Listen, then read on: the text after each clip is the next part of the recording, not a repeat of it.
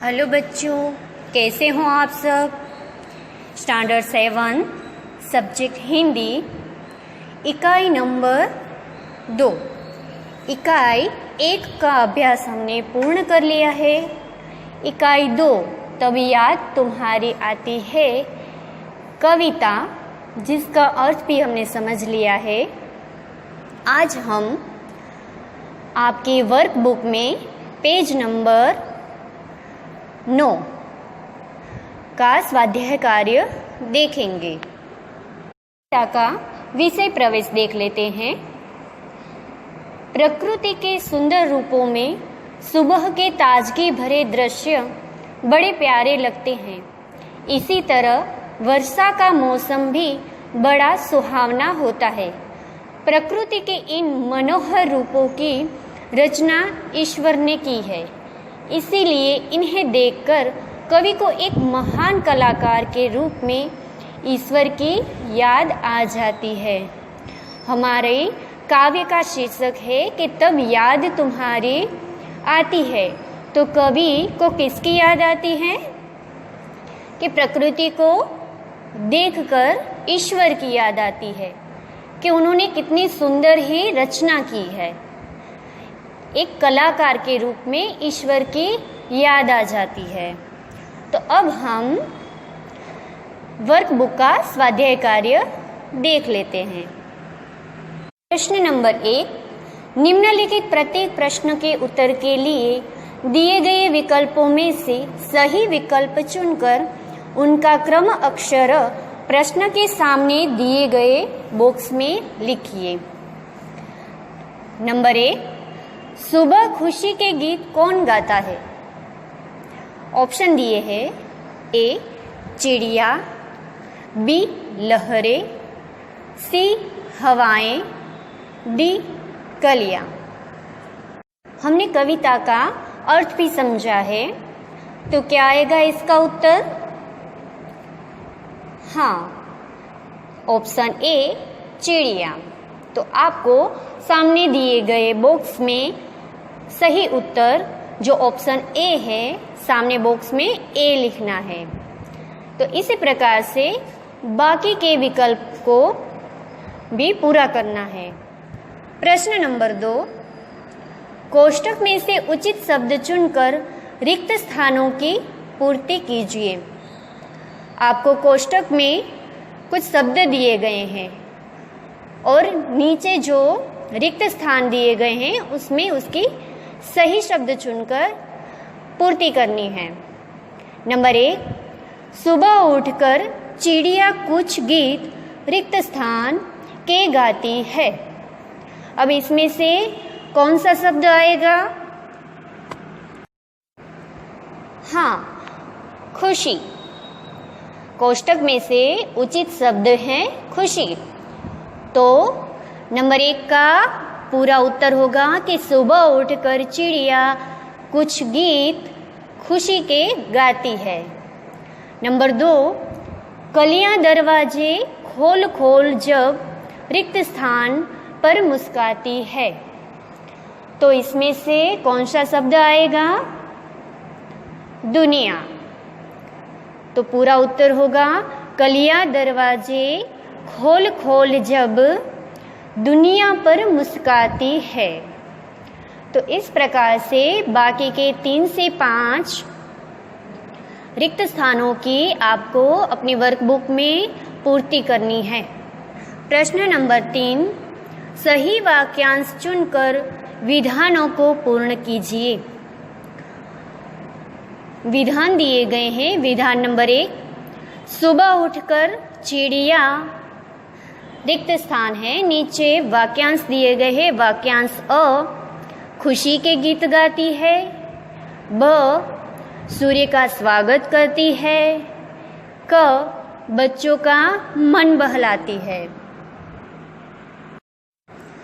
हमने काव्य भी सुनी है, तो हमारी काव्य की शुरुआत में ही है कि जब बहुत सुबह चिड़िया उठकर कुछ गीत खुशी के गाती है, कलियां दरवाजे खोल खोल जब दुनिया पर मुस्काती है। तो हमें इसमें से ही इसका उत्तर मिल जाता है कि सुबह उठकर चिड़िया, कौन सा ऑप्शन आएगा? सही है, ऑप्शन अ, खुशी के गीत गाती है। तो पूरा इसका विधान होगा, सुबह उठकर चिड़िया खुशी के गीत गाती। प्रश्न नंबर 4, निम्नलिखित प्रश्नों के उत्तर एक एक वाक्य में लिखिए। प्रश्न 1, चिड़िया खुशी के गीत कब गाती है? अब इसका उत्तर तो आप सबको आना ही चाहिए, क्योंकि हमने ये विधान में भी इसका उत्तर देख लिया है, रिक्त स्थान में भी इसका उत्तर आ जाता है। ठीक है, क्या आएगा कि चिड़िया खुशी के गीत बहुत सवेरे खुशी के गीत गाती है। प्रश्न नंबर 2 है, वर्षा ऋतु में हरियाली कहाँ कहाँ लहराती है? तो हमने कविता में देखा ही है कि हरियाली मैदानों, वनों और बागों में लहराती है। तो इस प्रकार से आपको इसका उत्तर लिखना है। बाकी के प्रश्नों के उत्तर भी आपको पूर्ण करने हैं। प्रश्न नंबर 5, निम्नलिखित प्रश्नों के उत्तर लिखिए। प्रश्न 1, सुबह होने पर प्रकृति में कैसे बदलाव आते हैं? तो सुबह होते प्रकृति में क्या बदलाव आता है कि आकाश में जो तारे रात को दिखाई देते वो सुबह में छिप जाते हैं, रात का अंधेरा भी दूर होने लगता है और पूर्व दिशा में सूर्योदय के पहले लाली छा जाती है। पंछी चहचहाने लगते हैं, कलियां खिलने लगती है, फूलों की सुगंध हवा में फैलने लगती है। इस प्रकार सोई हुई प्रकृति जाग उठती है और वातावरण में ताजगी। ऋतु में धरती को पानी मिलता है, वीरान पड़ी धरती पर घास उगती है, सूखे पौधे हरे हो उठते हैं, पेड़ों को नया जीवन मिलता है, उनके हर पत्तों की शोभा बढ़ती है। इस प्रकार वर्षा ऋतु में पृथ्वी पर हरियाली छा जाती है। प्रश्न नंबर 6, निम्नलिखित काव्य पंक्तियों का भावार्थ लिखिए। काव्य पंक्तियां है, कलियां दरवाजे खोल खोल जब दुनिया पर मुस्काती है। तो इसका भावार्थ आपको लिखना है।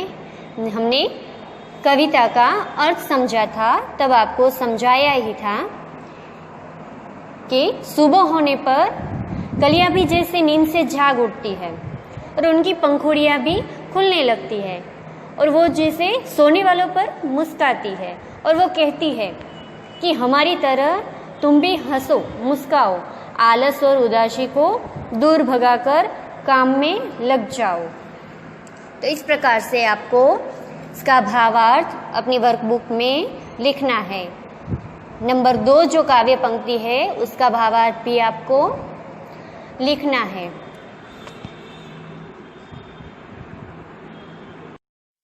प्रश्न नंबर 7, निम्नलिखित शब्दों का अर्थ लिखकर वाक्यों में प्रयोग कीजिए। आपको शब्द दिए गए हैं। शब्द 1 है कूक।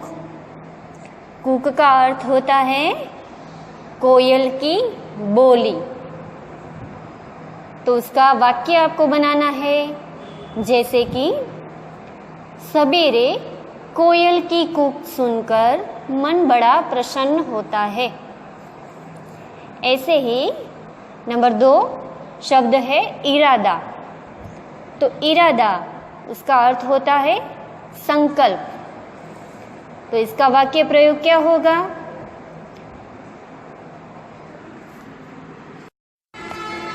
मुश्किलें आसान हो जाती है जिसका इरादा पक्का होता है। तो इस प्रकार से आपको बाकी के शब्दों के अर्थ लिखकर उसका वाक्य में प्रयोग करना है। आपके वर्कबुक में ये पूर्ण करना है।